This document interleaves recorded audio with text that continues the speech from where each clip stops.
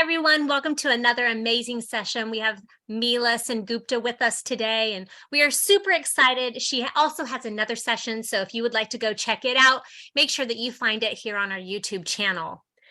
But let's get started.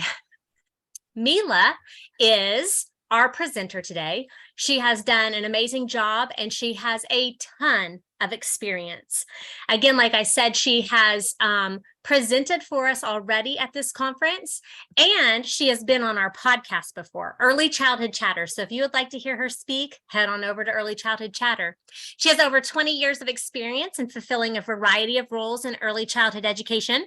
Her passion is to provide training sessions that help teachers to learn and gain knowledge of child development to meet the needs of children and grow professionally. Mila, we're so excited to have you today. So next slide, please. Here's just a disclaimer. If you could please just check this out for just a minute.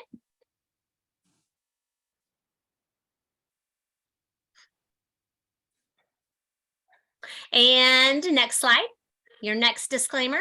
Give you just a second to read that. All right, Mila, the floor is yours. Thank you, Ms. Shipley. I am honored and pleased to be able to provide my next training, which is emotion coaching. So emotion coaching, when you hear about it, the word, honestly, if we had a face-to-face session, I would have loved to hear what you think as participants, what comes to your mind. Like, there's no right and wrong answer. But as we go along with this training, you're going to find out this is such a wonderful thing that it fascinated me when I came across this whole idea. And that was my purpose behind developing this training and helping you as a caregiver and teacher, as well as helping the children to develop social and emotional skills. So we go to see, this is something I would just ask you, take a few minutes or a few seconds just to think about it. Do I feel confident in helping a child when he or she is upset? When you have a child throwing a tantrum, rolling, kicking, biting, crying, how does that make you feel?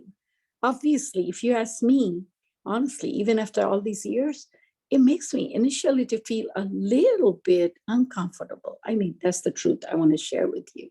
But of course, as we know, and as effective teachers and caregivers, we are able to handle it and help the child, provide the guidance and the support the child needs to be able to eventually show self-regulation, which again is the purpose of all discipline or helping the child to develop and grow.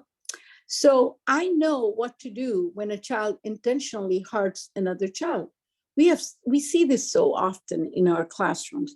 And as we are growing, I don't know, when I talk to my teachers after the COVID era, teachers are saying they're seeing more and more younger kids being engaged in some kind of I wouldn't call it an aggression, it's a too harsh word, but being engaged in an action which can be a little harmful for another child, and which is not acceptable, honestly speaking. So again, what do we do? How do we step in and address this issue when I know that a child has intentionally hurt another child?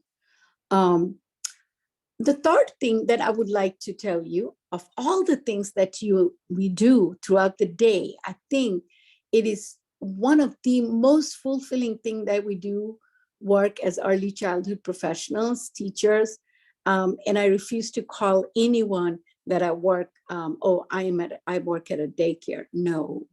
You are an early childhood professional. You are an early childhood teacher who works at a program. That's how we need to look at us and say, hey, we are doing a great job in helping these children to develop and grow. So I use at least 3 emotion words a day to encourage children. What are some of the words? What can we say to the kids? Saying, if I see a child showing a tantrum. First and foremost, I would personally like to go and say, "Hi, John, I just see you are very upset. Would you like to share it with me?" And then he may say something or not say something. And I would wait a little bit, give him a little opportunity, and then say, I see that you are angry. Something happened to make you feel this way? Would you like to talk to me? Can I help you with something? And then as you provide, and the first thing that I say is acknowledging that emotion, whether it is anger, whether it is frustration, whether it is sad, whether it is happiness. The very first action on our part as adults, as teachers, if we acknowledge that particular emotion, the child is going to think, Miss So-and-so knows I'm being upset, I am being mad. So that kind of gives him or her the assurance, and eventually the child is going to open up to you. So, we need to stay calm, but firm. We need to stay patient when we approach a situation like that. So this is something, food for your thought. You can think about it. So what is emotion coaching? What is coaching? What does the word coaching mean? And what do we think about when we coach a child to kind of like work with their emotions, no matter what kind of emotion it is? So some of the benefits of coaching children to understand their feelings is very unique, because it's unique for each and every child, because each and every child is a unique person, a unique individual who has individual needs. And as caregivers, our goal is to meet the individual needs at their level. But if we are able to kind of help or guide the child to be able to understand their feelings and identify it, and what happens is that they're able to form better relationships with their peers or their classmates. They will show more patience in dealing with and showing more control while they're handling their emotions, because what we are doing is providing them with the tools how to handle it. Without any tool or without the knowledge that how I have a different way of expression or handling it, the child, normally what they would do, they would be like upset, mad, aggressive, being harmful, or being sad. All these emotions play a role. Also, if you see, this is, to me, it's a simple logic. A child who is able to express, identify their emotions, and able to understand it and have learned the tools how to handle, they will, of course, have a better relationship. And that would have a very integral, vital effect on the other parts of development and growth. Of course, their attention is going to be on a lot of these other things that are happening. They would be willful participants, happy in their disposition, being engaged in their activities. And all these things, when we put together, like addressing a whole child, when all these things is in combination together, is definitely going to have an effect on how they fare at their schools. Especially if we are able to provide that platform and help the children to develop this way, it's going to have a far-fetched effect when they go to the regular school, when they start their kindergarten. Because, as my experience and recent experience in the last 1.5 years, particularly, or 2 years, we're seeing more and more, to put in a way, we word it in a different way, challenging behavior. We're seeing more and more. And not only is it being exhibited in children, it is also directly affecting the teachers, because we are seeing behavior patterns in adults as well that may not be at that extent before. So one of the things that came out of this COVID is that the social emotional well-being of teachers is also very important. And a lot of the school districts, a lot of the programs, a lot of the Head Starts are paying a crucial attention to this aspect of providing some form of tools or avenues or ways to have social emotional well-being, development, participating in activities, having to have, programs or even set at the program itself on a staff development day to have engagement and make staff feel good about it. And what it also does is children are going to, when they're engaged and they're happy, they are willing participants in their daily schedule, of course, there would be less expression of negative behavior. That's kind of like goes hand in hand. The more engaged, the more happy the children are, they're not going to be engaged in those kind of tantrums, which happens with some kids on a regular basis, a few every day. Unfortunately, we see that and handle it.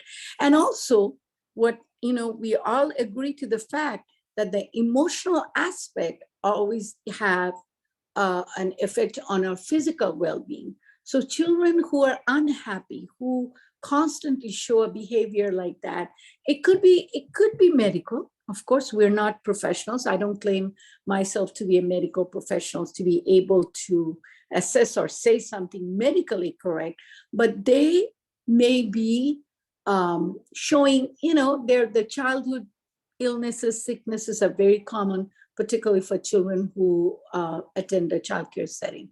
But we tend to see that it has an effect, and they're going to be, getting sick less often. So these are some of the benefits of coaching children to understand their feelings. And one thing I want to tell you, this is a story I will always remember, and I share it with my training. I know, some of you are young enough not to remember, but there was a show called Golden Girls. And one of the girls, Blanche, she shared a little story one day and said, you know what, sometimes I go through a mood, which I cannot say it. It's not red, it's not blue. I've given it a new name. It's called magenta. And I love that expression. So we all go through some of the magenta moments, and helping the children to even name a particular emotion, which can sound silly, can be also a very well or wonderful tool for the children to be engaged and kind of bringing them to the perspective. It's just my personal feeling. So emotion coaching. So the five things that we need to understand and remember as part of emotion coaching is be aware of the child's emotion. Like the child is going through a phase of emotion, and be aware of it. Like sometimes as adults, as caregivers, even as parents, we just say, yeah, I understand you are not feeling well, or you are just going through a mood. But just by making a general statement like that doesn't really help me or doesn't help the child. So be aware and acknowledge that the child is going through some emotions, which may not be always justifiable, but it's an emotion anyway. Recognize that your child's expression of emotion as a perfect moment for intimacy and teaching. As we say, every situation can be turned into a teachable moment. And it also provides you the opportunity to establish that bond or the warm bonding with the child, make the child feel welcome and feel comfortable enough to be able to express themselves. So having grabbing an opportunity like this and turning it into a teachable moment as a form of forming that bonding with the child is honestly, it helps us to kind of revisit our own emotions. I feel it strongly. If we at that point can think it this way, it would help us to stay calm and able to handle the situation far better. So, not only does it help the children, I think it helps me as an adult as well. Listen with empathy and validate your child's feelings. This is another thing when I give emotion coaching or this training on social emotional behavior, skill development. I request my my participants to Google and find the definition of the word sympathy and empathy. What is the fine line between these two words? You know, and when they see the definition in front of their eyes in writing, that's when we realize and comprehend that we can be sympathetic to anyone, you know, when we see them in a sad plight. But being empathetic is an art that we need to practice. We put ourselves in someone else's shoe to understand or try to comprehend what that individual is going through. So being empathetic to a child and validating that child's feeling, like acknowledging and saying, okay, John, I see you are being frustrated, or I know you are being very sad today. Would you like to share it with me? So giving that name to that child's feeling and providing that opportunity and being empathetic to the child honestly goes a long way. It opens up that channel of communication between you. It helps the child to calm down a little bit. And that is one of our first and primary goal, is to kind of not diffuse it, but in a way to diffuse it and bring the child to a level where the child is able to communicate. And like I said, you catch the child being good. I always say, before it escalates to that point, you know your children the best like no one else. And you know each child, their trigger points. So be careful and be mindful of, before it reaches to that boiling point, if we can catch it before that. Sometimes you don't even have the opportunity. It just happens in an instant. But if we are mindful, being attentive, being careful, we can, you know, honestly address far more situations. Help your child to learn to label their emotions with words. Like I was telling you the story of magenta. Yeah, help the child to name it. Are you feeling sad? How would you describe it? What would you call it? You can provide some subtle cues to the child in order to be able to. So all these, if you see it, it's step by step. It's actually helping the child to feel calmer, to be able to communicate, to be able to open up. And this takes practice, this takes patience, but we can do it. It doesn't happen overnight. It doesn't happen in an instant. It could be, and each child is different. So what is applicable for John may not be applicable for Johnny. We need to keep that in mind as well. Find good solutions. That is another key thing that I would like to tell you. When you make anyone, be it an adult or be it a child, when you make someone part of the process, the person or the individual feels an ownership to the issue. When I make you part of the solution, I am paying attention to you. I consider you as someone important whose opinion and comments are being valued. And that also provides them the encouragement to be able to live up to it. So always make the kids part of the process, or finding a solution. Okay, John, tell me how can we do it, or what would you do different? What would you like me to do differently that would help you to feel happier?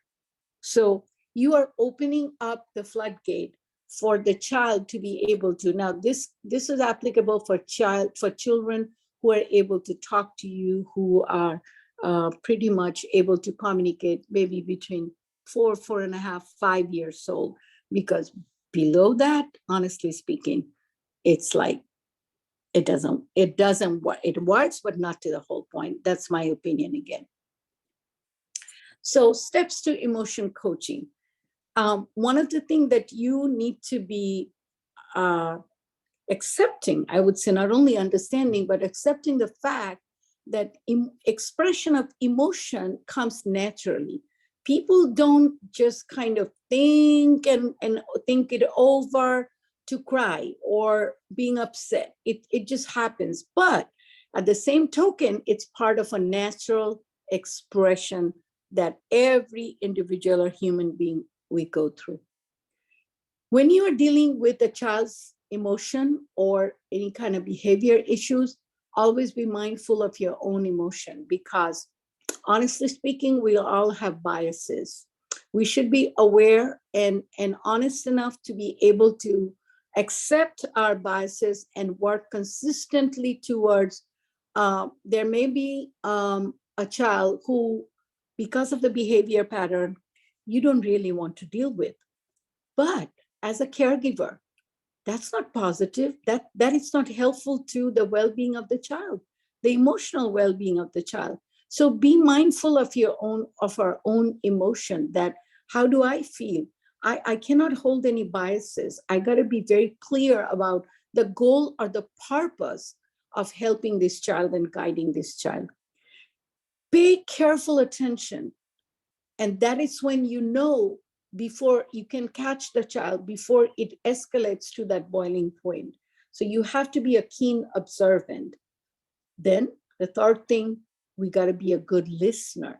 We have to provide opportunities for the child to be able to have enough time to express themselves, because there are certain individuals, and I think we all go through it sometime or the other, that we talk too quickly before the other individual had the time to understand and kind of put the thoughts together to express themselves or come up with something, Be clear about your expectations and rules. When we are forming our rules and we are discussing it, we need to be clear and talk about the expectations and ask the children, like, what would be the consequences of this? Now, I'm not talking about any kind of punitive consequences.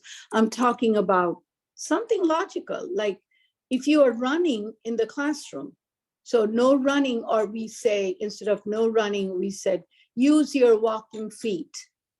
Now, if I ask the child, why are we requesting you to use your walking feet? And they may come up with a variety of answers. But the bottom line is, if you are running inside the classroom, you can get hurt. Someone else could be hurting. So the expectations should be clear, and they should be able to understand why they're being asked to do certain things. Build a relationship to connect. Like I said, the bonding that you form with the individual child is very important. And how do we manage to do it? Initially, every year we come to a new group of children that we serve. So we need to be, again, keen and observant of the child, and never, ever, ever ignore or dismiss a child. I don't want to share this, but I have a personal experience that my own child went through when she was very young, and it hurt her so deeply because of an adult behavior that purposefully dismissed or ignored her in multiple situations. So I want to tell you, be careful and be mindful of your own biases. No matter how difficult the situation is, do not ignore or dismiss the child. Recognize and always acknowledge the feeling that how the child is feeling. Provide support and guidance before it escalates to that point. Not always it is possible, but try your level best to address it before it reaches that point. Use emotional moments, as I said, a teachable moment, those two magic words. Turn a negative situation into a teachable moment, and engage the child in different kinds of activities, or prompt the child to come up with some solutions. What would you like to do? Tell me, when your friend John was pushed you and you felt so upset, you turned around and hit him. What do you need to do? Do you think you should talk to your friend Johnny and tell him that when he tripped you or pushed you, you got badly hurt? So if you kind of put that cue in, or the thought in the brain, they're going to come up with beautiful, I would say, solutions. So this, think about it, building relationship in order to be able to establish that connection with each child is very important.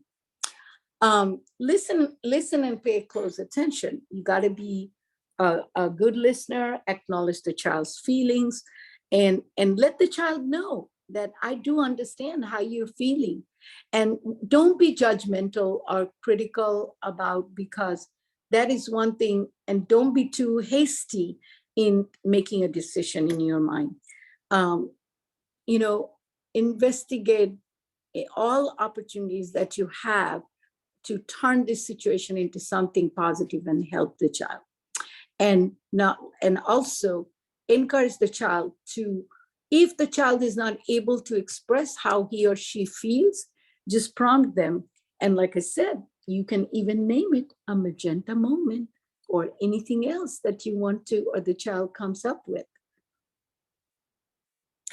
Identify your goals. So what are your goals? What do you want to achieve when you are addressing or helping and supporting a child? Provide opportunities, create opportunities in your classroom so children feel safe and comfortable to be able to express themselves freely. That's one of the key things. Sometimes you will find that the child will come and tell you something that they may not even have shared it with their parent. It happens. And always include the child to come up with a solution. What do you think you could do? Let's hear it out. And again, creating a safe, comfortable environment is very important for that. Offer support and suggestion. Provide them with clue or subtle suggestions if the child is unable to. Sometimes kids don't open up and they may be just shutting themselves down. So you can just kind of provide subtle cues to them, which would help them to come up with something. And if they can provide them, you can provide them with a solution and ask them about their opinion. What do they think about it? How would they be able to kind of like achieve it or do it? Be a problem solver together. That's another key thing. Like I said, after you do all these steps to discuss, to identify, to acknowledge, and now we come up with a solution that when it happens the second time or next time, what do we do? And that's when you engage the child to be there, to express themselves, to come up with some strategies. Set clear limits. That's one other thing, like making the rules, making it effective, expressing you're asking for or discussing about the expectations is important, but also setting clear limits is very important. The kids should know their boundaries. And that is something you need to be organized, you need to be consistent, and you can't go back and forth because children, they pick up the cues very, very quickly, more than you think they're capable of. These kids are amazing. I mean, they're like, sometimes they just kind of amazes, you that what they understand, because they understand way more than what we think they understand. Always be patient, stay calm, and you stay calm but firm. Don't go back and forth. Don't use strategies that you will use this week and the next week it just goes like, oh, whatever. Don't do that. Catch a child being good and offer specific praise. Now, this is another pet peeve of mine, that offering feedback, offering positive praise for specific praise is very, very important. Like, you can say to a child, oh, I'm so proud of you, John, you did a great job. John looks up to you and thinks, what did I do? So if we are more specific and say, hey, John, I'm really proud of you. When outside your friend Susie fell down, you ran towards her, you gave her a hug. That made feel Susie so good. So John kind of thinks, oh my God, my teacher saw that and she's so proud of me. Not only does it give that incentive to John, but I think it provides incentive to the other children around him as well. So offering specific praise and not being generic is also very important. Thinking of possible solutions, again, problem solving together, role play. I think that's a wonderful tool that is easy, doable. You can kind of like use it at the developmental level of the children, but role play, I do training like challenging behavior. I divide up a group of teachers who are students and the other group acts as teachers. And I asked the student group to act out the worst of the worst kind and then provide the opportunity for the teachers to find the solution or how would they be dealing with it. Remind the child of the past success. So if you remember the child doing something before, provide that, hey, John, do you remember last week when this happened or something specific? You did a great job. You were able to talk to me. You were able to calm down and you went back to the center. You played so wonderfully, sharing with your friends. So remind them of some success stories that they have participated in. You can even share some of your personal experiences, and not that everything has to be positive, because as adults, we can even show the students that, hey, me as a teacher, we also do mistakes. Oh, I remember when I was like your age, you know what I did? And that kind of interests and makes them feel like, oh, so you did that too. So doing all these makes the child feel like, okay, I will put my effort to do a better job next time, and form a plan together. Again, I'm going to go over and over.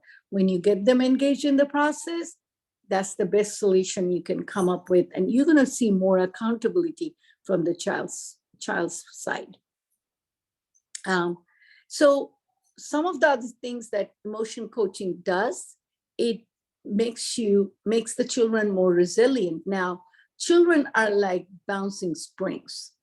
Unless they suffer a great trauma, or even though individually as human beings, not one individual is same like the other, different things affect us differently. Some of them affects us in more adverse ways. Some can handle it and can go over it a little more easily.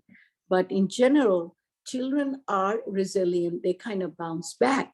So emotion coaching, when they're able to feel comfortable in handling their emotions and able to, behave in an acceptable way, showing self-regulation where they are personally able to manage their emotions, it makes them more resilient. Have better physical health. Of course, emotional health is directly connected with physical health. They fare well in schools and academics. They have better relationship with their peers. Challenging behavior issues are less visible, and more when a person is emotionally content or happy, of course, that's going to show in their behavior outside.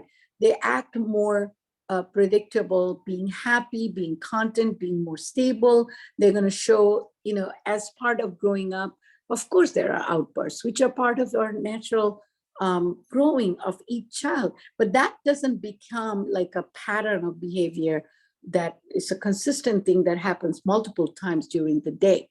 And also help children to develop empathy, which is one of the key things that we need to teach children, of understanding or be aware of how other people feel, how an action committed by me can cause a harm or a hurt to another person. And if we can teach the children this thought of empathy and help them to develop empathy during, as they're growing up in their childhood, it's going to help them a long way. And it's truly so. I think if social emotional behavior or development is sound, that those children fare well, because with some of the issues that we are seeing lately about this shooting and all that, multiple times we see there's a pattern that a lot of these kids say they're loners, they don't have any friends, they were being picked up by other kids, which kind of pushed them towards it. Not that I support their behavior, but when we look at the social emotional aspect from that standpoint, this is something to think about, in my opinion. And when does emotion coaching not work? That's a good question. I think this cannot be always applicable and always be successfully implemented when your time is limited, because all these process that happens takes some time. We got to have enough time. There could be something imminent that you have to address right away and do something right away. So depending on the situation, if we have less time or the situation warrants, like it says, when you have to have a serious misbehavior or someone is hard, you have to address it right away. When there are other individuals and audiences around, that is another key thing we need to remember. In our classroom, we do not want to belittle a child. We do not want to be critical of a child. We don't want to discuss anything about the child, which can be detrimental to their mental well-being. So we refrain from discussing. If someone else is present in the classroom, we should seek the opportunity to address it one-on-one. When personally we feel we are tired or we know we are upset about something, or there may be a situation that you have to deal with at home, or with something happen with you at work, or something else which you have no control, we face more or less little or more situations like that here and there. So when you know you are not that, you are in a state of mind that way, it would not be advisable to apply emotion coaching at that point. Self-regulation. This is another thing that I think it's a big word, two words, like a hyphenated word, that helps the children to do a whole lot more. It helps them to think, to kind of like focus on what is important. It helps them to manage their emotions, their thought process, their behavior, their feelings. Now, feelings are natural, as we have discussed before, but expression can be, like a negative way of expression. So a child who is able to manage and knows the tools how to manage their emotions, they show more self-regulation, which means they are aware of doing and able to handle it themselves. So like discipline, the purpose of all discipline is to develop self-regulation in children. And that is very, very, very important. That should be our ultimate goal. And if we can have one child successfully implementing it, I would say, my goal is to do all of them. But as we say, they grow at different, rate, pace. And if we can see kids getting that and they're able to apply and utilize it, I think, we are successful in providing them with that guidance and support. So for that, what is necessary? You need to be organized and you need to be consistent. Consistency is the key word. You cannot falter back and forth. And you have to maintain a structured daily schedule. I do observation visits for CDA candidates, and I teach CDA also. But when I go do the 2-hour observation in the classroom, a lot of times, even though it says, if you have to deviate a little bit for whatever circumstances, my lookout is to look how well do you manage it. But I've seen some, when you look at the daily schedule versus what they're doing, is totally different. So it is very much necessary. And kids, they go by the consistency and the rules. They're like little clocks. They will respond and they know what they're going to do. Okay, we have a circle time. After the circle time, we're going to be eating snack, or we're going to be going to the centers, or we're going to be going out to play, whatever the structure may be. If you deviate from it, they would remind you. And creating a safe comfort zone in the classroom is very, very, very important.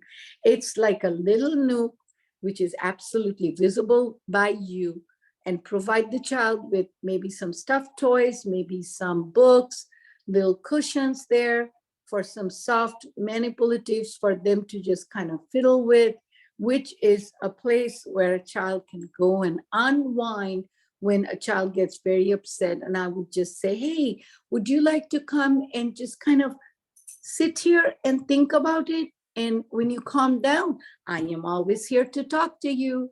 So that also creates that safe comfort zone is very, very, very vital, having it in your classroom. Role play, that is, like I said, role play is another very effective and simple, important tool for the child or another child to be able to say and kind of exhibit what they are behaving, or you can use it as a teaching tool.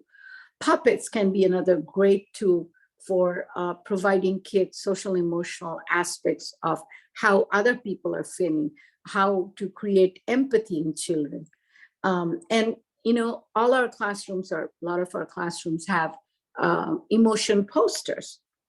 You can not only have a poster to identify, you can make a game, like for the children to be able to match the emotion with the words, or kind of as you go through a story, you can create something where children are able to see or identify different kinds of emotions. So there are a lot of ways to engage the children and do it other than only having a poster and having to identify their feelings from the pictures. Read a lot of books on feelings and emotions. That's also another great way of engaging children and teaching them how to act, how to behave, how to manage their emotions. And then again, I would say stay calm but firm. You got to be consistent. You got to be organized. You need to know your children well, and you need to be patient, and you need to stay calm but you should stay firm, because being organized and following a structure, being consistent is very, very, very important in an early childhood classroom. Use transition as an effective tool. I mean, I know you use different kinds of transition, and transition can be a great, great opportunity or used as a teachable moment, which can be directly tied to social emotional growth or any kind of growth. It could be tied to your theme. It could be tied to something that you have just read a book about, or children have participated in an activity. Transition is such an effective tool in a classroom that it could be used honestly as a teaching tool. So take some time to find transition activities. There are tons of stuff available that you can have as part of your classroom tool, and use transition as an effective tool to teach children social emotional skill and teach self-regulation or how to act, behave effectively. Picture cues, timer, verbal and non-verbal cues, because a lot of times you may need to have like picture cues or some kind of verbal cues for children, say, for example, who have the hardest time to go from one activity to the next. And they throw a huge tantrum when you ask them to leave their block and go to, like wash their hands, to sit down for lunch or whatever, go for a nap, whatever. So this could be another opportunity. You can say, hey, you know what? Let's store this, and you can provide him with a little tray. And let's store this. Let's go put it up safe in a corner on top of a shelf. So after we get this, like maybe whatever the next activity is, and we get up and you have, maybe this is nap time, we get up from nap and we go use the restroom, have our snack, and then you can come back to your activity and you can complete it. Okay. Offer multiple choices, not too many. Then they get too much confusion is happening. So offer them choices, because again, that teaches kids to develop critical thinking skill, teaches them independence, teaches them to make decisions, because as they grow older, we're not going to be holding their hand and help them making choices. They're going to be the ones. So providing choices and prompting them to pick the choice that they would like to helps them to prepare them for their future. And create opportunities where children can share, take turns, some like small group activity, large group activity, your outside playtime, your center time can be very well be organized in a way where children can be guided towards making the right choices and using them effectively in situations. What are some of the things you can do? And you may be already doing it, all of these. So meaningful conversation is back and forth conversation is very, very important. Helping them to identify their emotions, label it, use it in words or express themselves. Modeling the appropriate behavior is also very important, and provide a safe spot in the classroom. Adding soft toys, stuffed toys, books for them just to kind of unwind and sit there is important. Engaging children in forming rules or having them to suggest. And like I said, it's not set in stone. So you can change your rules according to the needs of your program and your children mainly. Form a partnership with the parents, because parents, we cannot do anything without the parents. They are the first teachers. So let us have that relationship built, that bonding, that respectfulness, that making them feeling welcome. Create a family tree in your classroom. Have the parents to share their pictures, or like I've seen at certain programs, children get the opportunity to create a poster from home and bring it and share it with their buddies in the classroom. There could be tons of ways to engage the parents. You can have an international night if your program permits and your licensing rule permits you. You can have food done. Like in the state of Texas, we're not allowed to serve any food which is not commercially prepared. So we are restricted. No food should come which is home cooked, or anything that's not cooked professionally or commercial oven or kitchen, kitchen.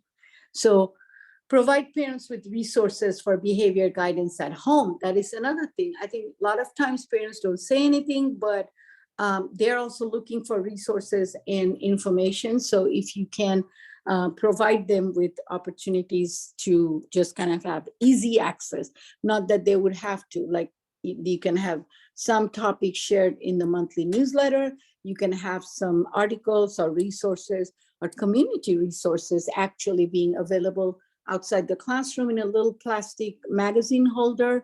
There could be different ways of sharing information with the parents, and that would help them immensely and provide them with some guidance. Make the rules age appropriate and developmentally appropriate. I'm sure you always hear this word, because not that every child develops at the same rate and pace, or the development is chronological or goes hand in hand with the age could be something, but the developmental rate may be more or less. So we got to be mindful of that fact and know our kids good and better so that we can meet their individual needs. Encourage pretend play, like your dramatic play area or your home living area is also a great tool for developing these social emotional aspects and self-regulation in children. Make each child feel welcome. I looked at, because of COVID, teachers came up with wonderful ideas of not touching, but greeting the children in the morning. And I've seen some on the internet, and they are so wonderful. I mean, still children are still feeling welcome at the morning when they come in, walk through the door. And then there are so many ways that children can be engaged and they can feel happy being welcome. They look towards coming to school. Seek support and guidance when needed.